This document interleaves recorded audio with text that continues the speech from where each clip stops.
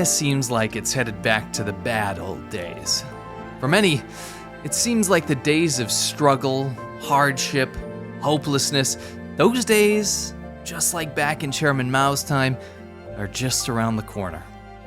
In fact, that's not just my opinion, but in fact, it's the opinion of China's current dictator-in-chief, Xi Jinping, who is now telling citizens, especially the youth, to eat bitterness.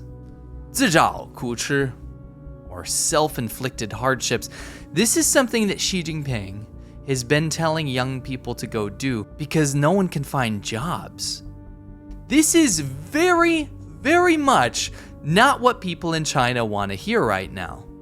As you guys know, the trade-off for authoritarianism, the trade-off for freedom, for Chinese people at least, has always been the fact that they could have work and money. As long as they had that, then they would let the government do what they want to do. But that contract has been broken. You don't just go tell Chinese people to go figure things out, just to go find your own hardships and deal with it.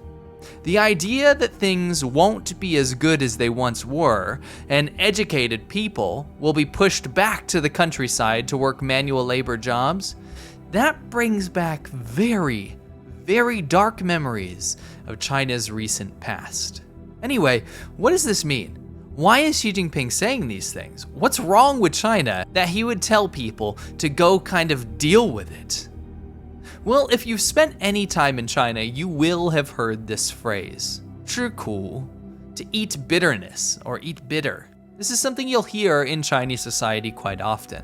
And this is what Xi Jinping is telling people to do. I would translate it best by saying it means to suck it up, or don't be a wuss, or get over it, or power through it.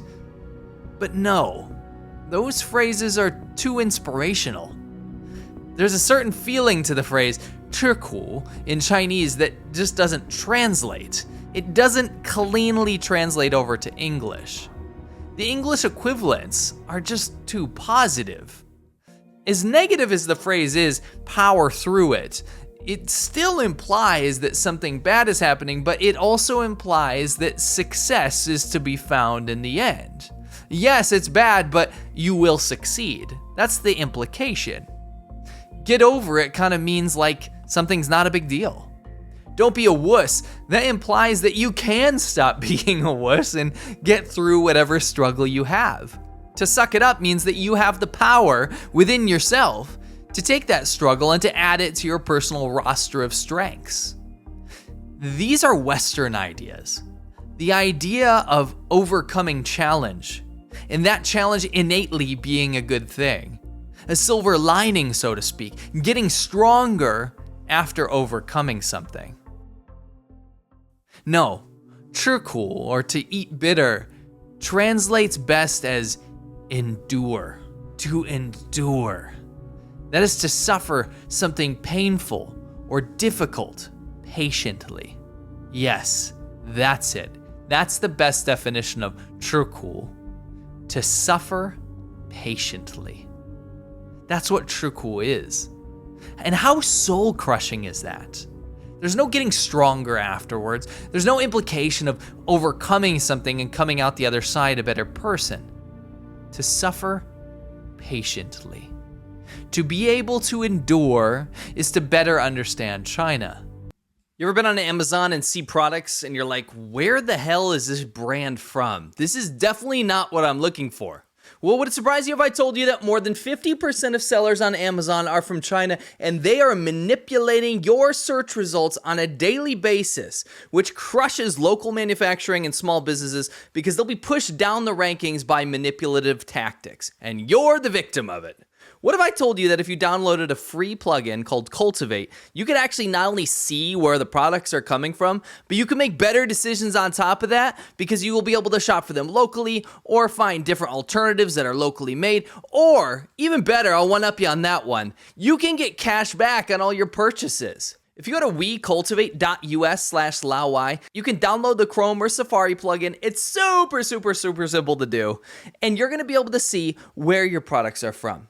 For example, if I was shopping around, I probably would want to make sure my bandages or medical stuff is not coming from China, right? Cultivate shows me very easily that not only are these bandages made in China, but it gives me a local alternative very, very close to me so I can go pick them up the same day. One of the best aspects about Cultivate is when you make your purchases, you're going to be able to rack up some cash to get it back. You get cash back on all your purchases now, so it's absolutely fantastic. Don't forget to go to wecultivate.us/Laowai. It's completely free. Get that plugin. Don't get taken advantage of anymore. Make better purchasing decisions. I lived in China for 10 years, and in no other place around the world did I better learn to understand the concept of being able to endure than I did in China. Chinese people know how to endure.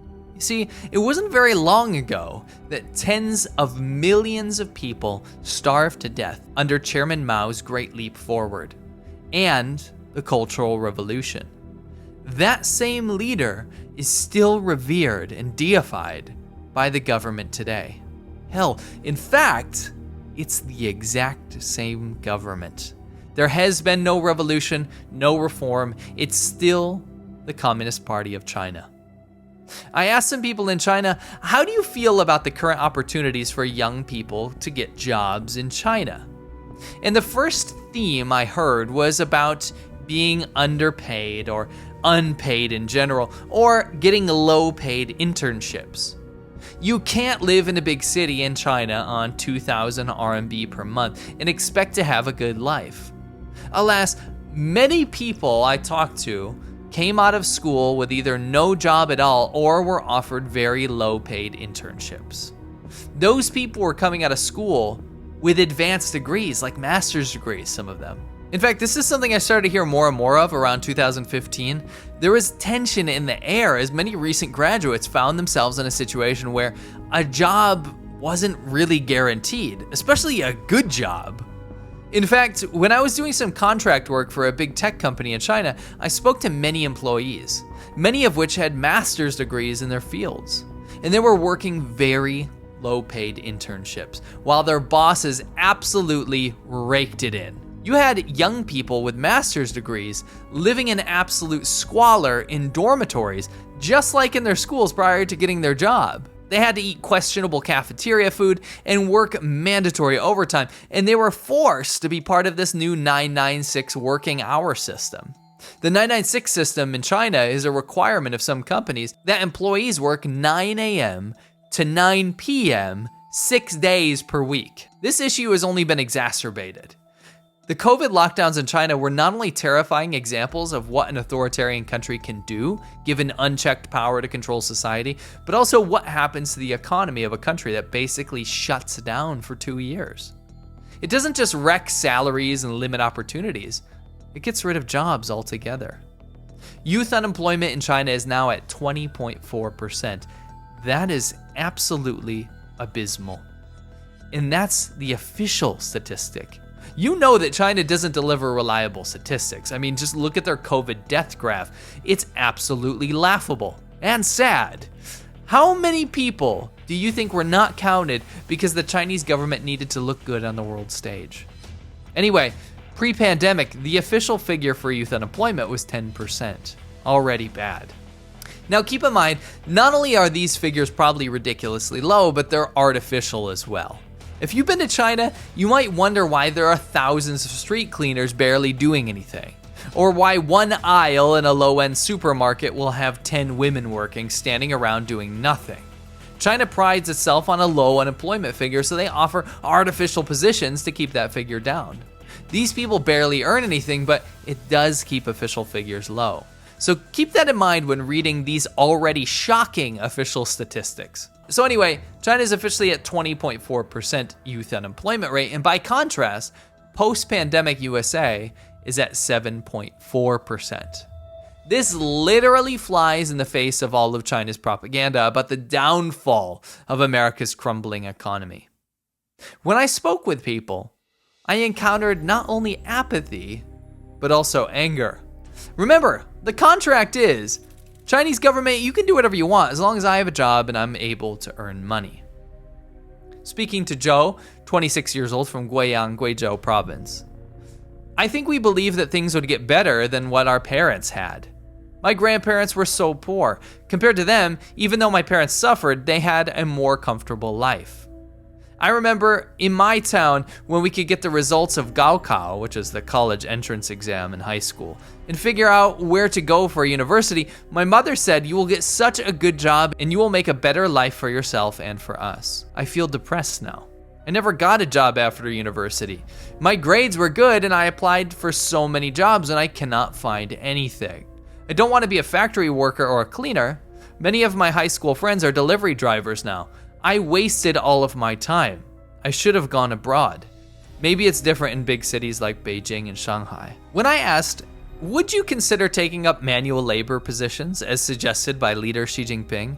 The question was met with scoffs. Jackson, also 26 years old in Huizhou, said, "Why should we act like a farmer in the new China times," meaning the Mao Zedong era? "If they want us to work so hard to get good grades in school, then why should we suffer to be a manual laborer? Why did I go to college? Why did I go to university?" Maybe he is just like Mao Zedong again because our economy isn't good like before. Living a worse life than our previous generation is fair? The New York Times had an excellent article on this very topic. The link to the article is in the description. There was a quote in there that was very much in line with what I was hearing.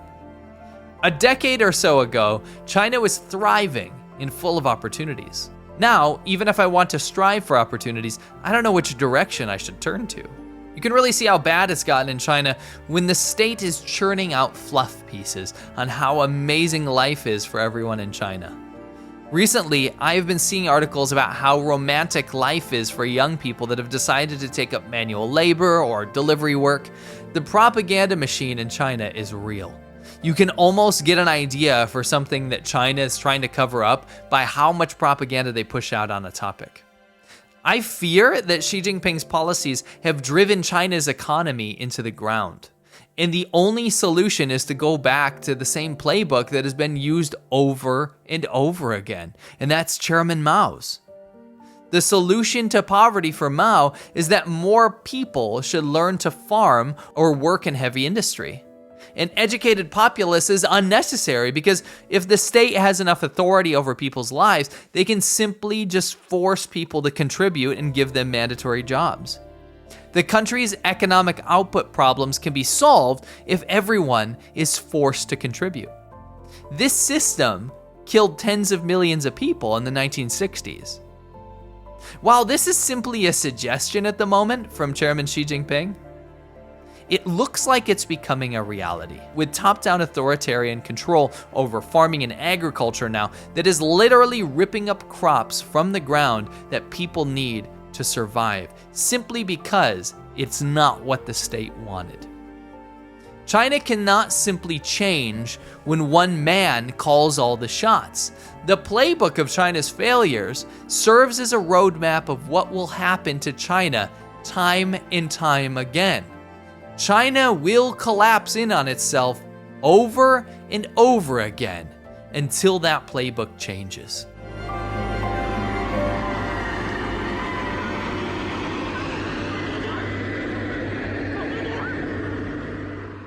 If you guys want to stay up to date on what's happening in China right now, at this very moment, join my live show every single Friday. It's called The China Show. I highly recommend it because if you watch that, you'll be up to date on everything that is happening in China. Also, don't forget that every single Monday I have a secret show called Xiaban Ho, where I talk about the stuff that I can't talk about on YouTube, if you catch my drift. I'd love to see you there. Thanks for your support, and I'll catch you on the next episode.